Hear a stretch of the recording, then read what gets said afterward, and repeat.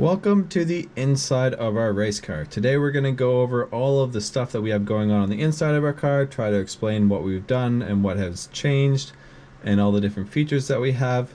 Obviously it has a roll cage, that has to have that. It's got the padding for it, all of that fun. As we've talked about in previous videos, we do have the red switch over there that controls our radio, and we got the radio down on the side. We do have our lovely mono steering wheel, which does have the nice flat bottom, which gives you a bit more space for your knees. And that guy is a removable wheel, so we can pull this guy off and he gets hung up over to the side, so that way he can be up and out of the way. As well, the red button on there is our push to talk for the radio. So now that kind of brings us over to the other things behind the steering wheel. Yes, that is all still stock dash and gauges. Yes, all of those still work. I figured it was fairly important to maintain some amount of information feedback to the driver, making sure the gas gauge still works, speed still works, RPM still works, all of that stuff. Now, some drivers don't pay attention to these things. I personally like having that type of information, so that way as I'm hunting down lap time, I can reference what speed I'm entering corners at, what speed I'm exiting corners at, and trying to find out and figure out what I can do better, where I can gain time. So that's one of the information feedbacks that is utilized with maintaining those gauges in place. Off to the side, we do have this nice little black screen. On that screen is shown our rear view camera. So that is always on, showing what's behind the vehicle. It's actually fairly conveniently placed, in my opinion. As you're looking at the vehicle forward as you're driving, you can just quickly glance over, see who's behind you, and back to eyes on the road, rather than having to go mirrors this way or mirrors that way, or try to use our more inconveniently placed rear view mirror at the top. So that's actually a nice little trick. That cost maybe like 40 bucks off of Amazon, so it really has been no problems getting that in, and it was a very efficient and economical addition to the vehicle here. I've had that in here for about 2 years. I was a little bit concerned at first, that's why I bought a cheaper one, just to make sure that it would work and everything runs okay, but it's been doing the job ever since, so we're just letting it run and do its thing. As we come over to the other side of the steering wheel, we still do have the key and the immobilizer in the vehicle. Part of that is just from a security standpoint. Just want to make sure that someone can't just walk away with the car if anything does happen. So you do have to have the key. The only thing that it does is really communicate with the immobilizer. Everything else is run on its own. But without that key, the car will not start. As we continue to move over, we have our center console.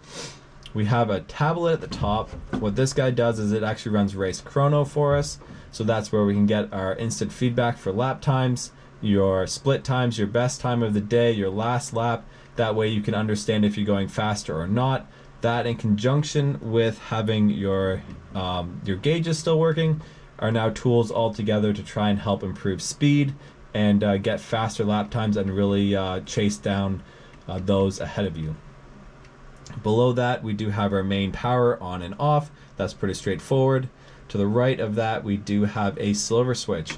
This is functioning the traction control the same way as it would in a stock vehicle. So one push turns traction off, press and hold turns stability off.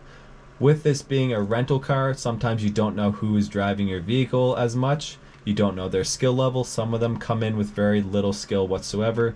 So having the nannies in place is a bit of insurance for me as a car owner to make sure that the car is going to try and keep them out of the wall if they do something dumb. As the drivers gain experience, and or my more experienced drivers, they now have the ability to also turn those nannies off, so that way they can drive as they see fit. Beside that, we have our fire suppression pull lever. So that is never been used. Hopefully it never will be used, but it's got to be there just in case. So that essentially, you pull that and it'll fill the cabin and the engine bay with a fire suppression chemical to try and extend the escape time of the driver. It is not there to put fires out per se.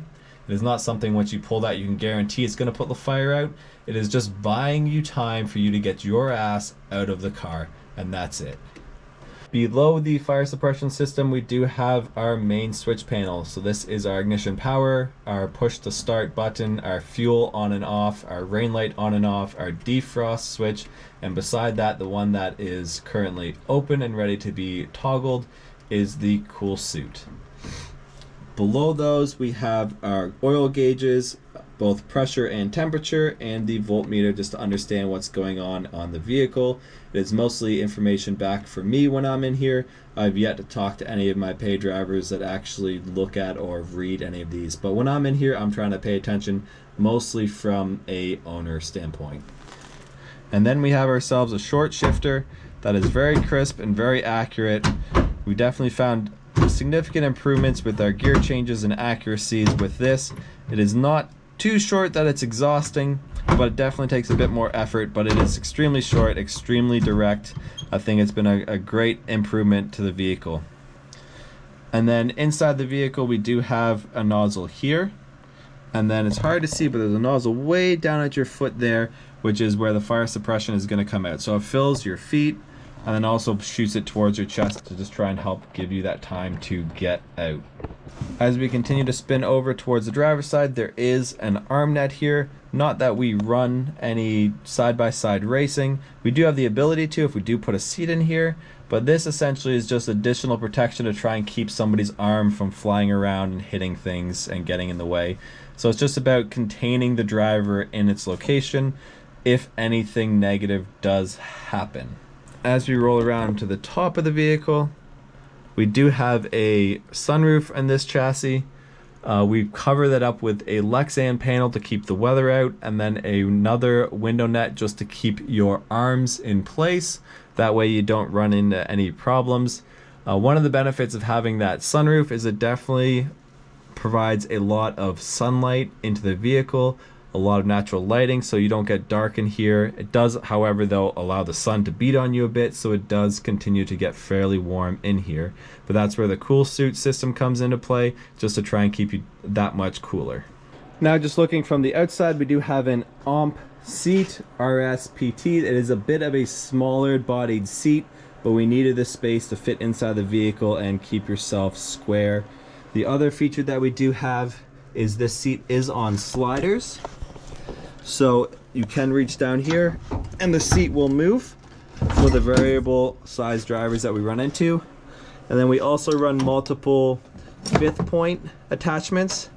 And the reason that we do that is that way when we have different positions of the driver being all the way back, all the way forward, they then have the correct length of 5th point to make sure that it's holding them into the seat with the belts.